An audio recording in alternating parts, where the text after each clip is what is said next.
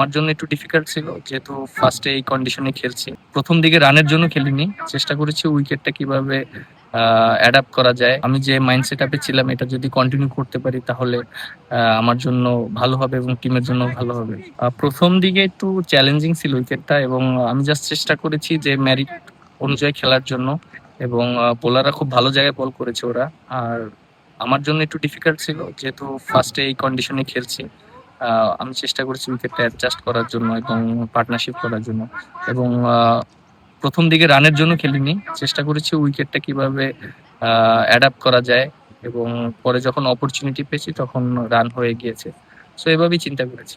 অবশ্যই, যেহেতু আমাদের সামনে টেস্ট ম্যাচ আছে, এটা আমার জন্য অনেক কনফিডেন্ট দিবে, এবং আমি যে মাইন্ড সেট আপে ছিলাম এটা যদি কন্টিনিউ করতে পারি তাহলে আমার জন্য ভালো হবে এবং টিমের জন্য ভালো হবে।